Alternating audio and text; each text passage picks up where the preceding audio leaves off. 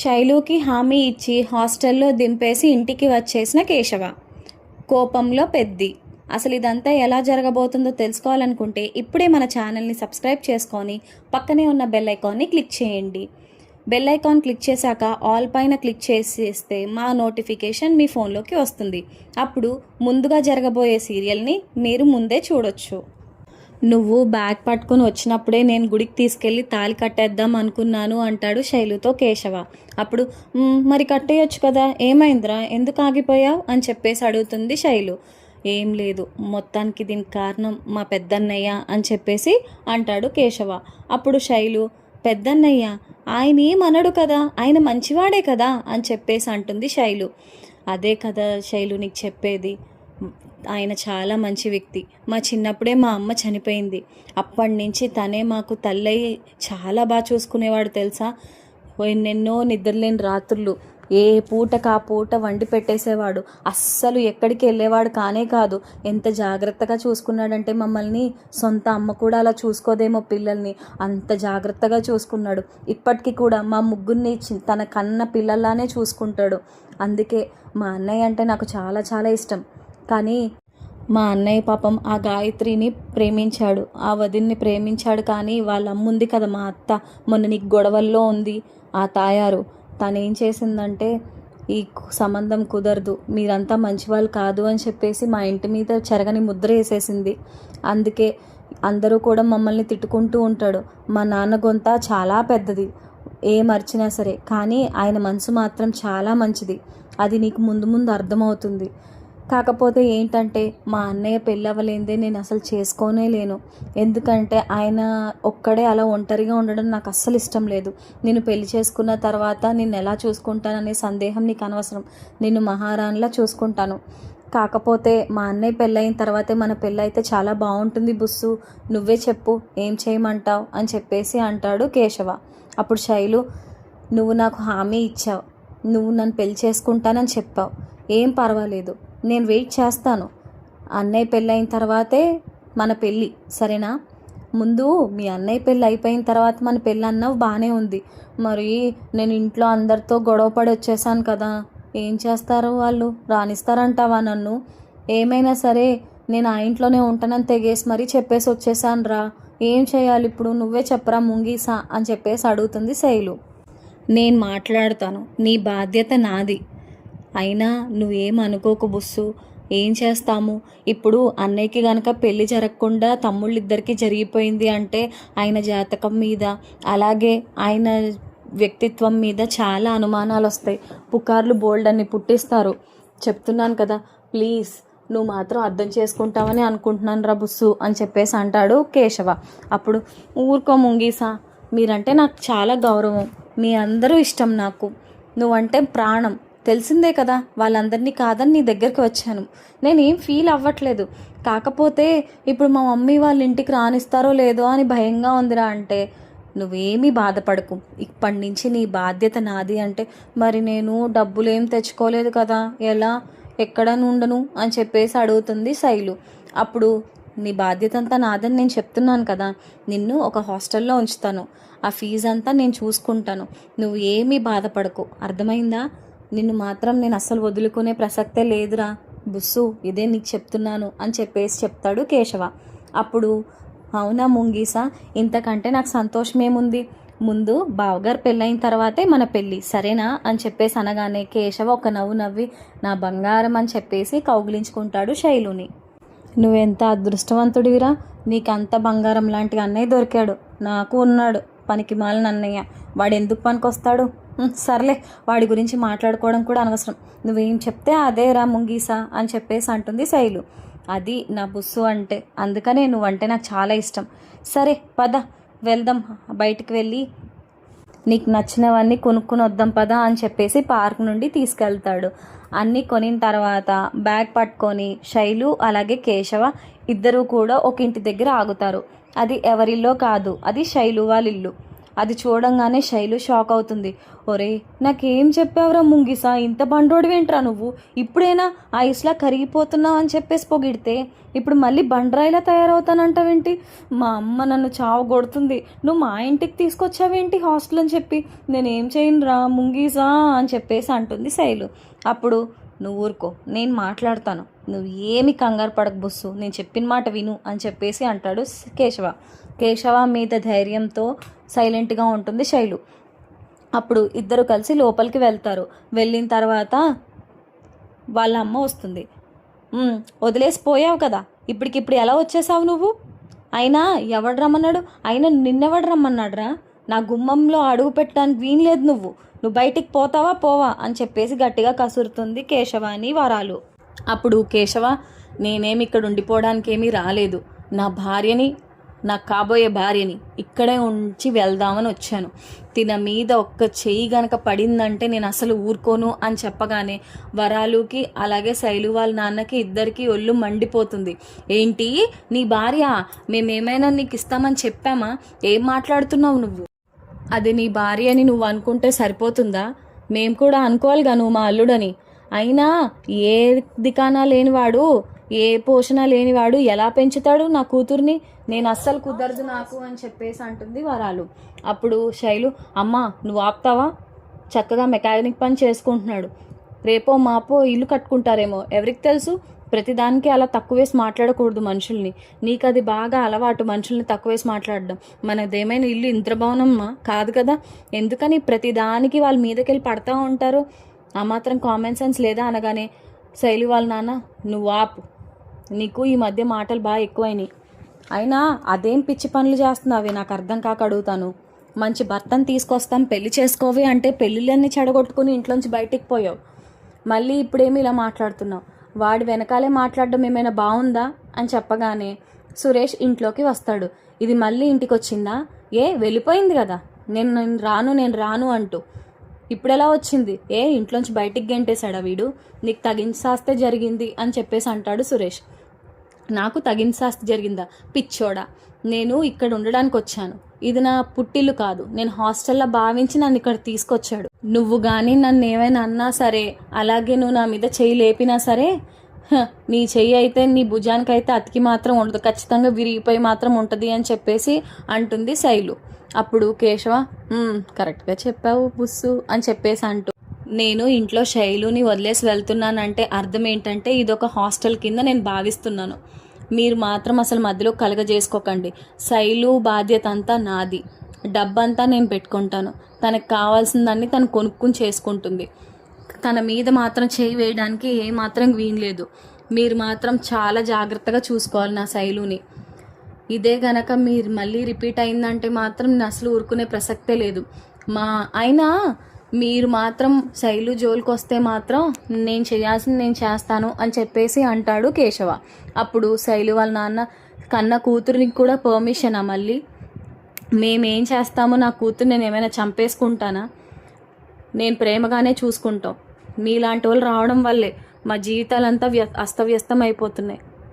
మేమెవరమో కూడా ఈ వీధిలో పెద్ద తెలీదు, అలాంటిది వీధంతా అల్లరిపాలు చేసేసావు, ఏం చెయ్యాలరా నిన్ను అసలు అని చెప్పేసి అంటాడు శైలు వాళ్ళ నాన్న. అప్పుడు సురేష్, నిజంగా నాన్న వీడిని హెరాస్ చేస్తున్నాడని చెప్పేసి జైలుకి పంపించేస్తే దరిద్రం వదిలిపోతుంది అంటాడు. అప్పుడు కేశవ, నేను తీసుకెళ్ళలేక, నిన్ను జైల్లో పెట్టలేక ఏం మాట్లాడుతున్నావు? పిచ్చేమైనా పట్టిందా నీకు? తెలుసు కదా నేను కొడితే ఎలా ఉంటుందో, దిమ్మ తిరిగి మైండ్ బ్లాక్ అయ్యి కింద పడి మళ్ళీ లెగవ పైకి 2 రోజులు, నోరు మూసుకుని నీ పన్ను చూసుకోను కానీ సురేష్ నోరు మూసుకొని పక్కకు వెళ్ళిపోతాడు. అప్పుడు శైలు వాళ్ళమ్మ, నాకు కుదరదు, నీకైతే నేను ఇచ్చి పెళ్లి చేయను గాక చేయను, నువ్వు నా అల్లుడివి కానే కావు అని చెప్పేసి అంటుంది వరాలు. నీ అల్లుడినో కాదో నీకు తెలుసో తెలియదో నాకు అనవసరం. శైలు నన్ను ప్రేమిస్తుంది, నేను శైలుని ప్రేమిస్తున్నాను. మేము జాగ్రత్తగా ఉంటాం, మేము చక్కగా ఉంటాం, మేము ఎవరి జోలికి వెళ్ళాం. కానీ మా అన్నయ్య పెళ్ళి అయ్యేదాకానే శైలు మీ ఇంట్లో ఉంటుంది. మా అన్నయ్య పెళ్ళి అయిన వెంటనే నేను శైలు ఇద్దరం పెళ్లి చేసుకుంటాం. నేను మా అన్నయ్య కోసమే నేను శైలుని ఇక్కడ వదిలేయాల్సి వచ్చింది. లేదు అంటే ఖచ్చితంగా నేను ఎప్పటికీ శైలుని కూడా పెళ్లి చేసుకొని మా ఇంట్లోనే ఉంచుకునేవాడిని అనగానే, ఓహో మీ అన్నయ్య, చాలే, మీ అన్నయ్య జాతకం అసలు మంచి జాతకమే కాదంట కదా, వాడికి పెళ్ళయ్యే యోగం కూడా లేదంట. అనగానే శైలు అలాగే కేశవ ఇద్దరు ముఖం చూసుకుంటారు. చూసావా, చెప్పాను కదా బుస్సు, ఇలాగే అనుకుంటారని, అందుకనే నేను నిన్ను పెళ్లి చేసుకోపోవడానికి కారణం అని చెప్పేసి అంటాడు. అమ్మా ఇంకా ఆపుతావా? ఎవరు ఎలా ఉంటారో మనకేం తెలుసమ్మా, ఎందుకని అలా బాధ పెట్టడం తప్పు కదా, ఎందుకని అలా మాట్లాడతారు? వాళ్ళ అన్నయ్య చాలా మంచి వ్యక్తి, ఎంత సున్నిత మనస్తత్వమో, చాలా బాగా చూసుకుంటారు. ఇంకా చెప్పాలంటే మా అందరికీ అమ్మలా ఉంటాడు ఆయన. అమ్మ లేకపోవచ్చు కానీ అందరినీ ఎంత ప్రేమగా చూసుకుంటారో అని చెప్పేసి అంటుంది శైలజ.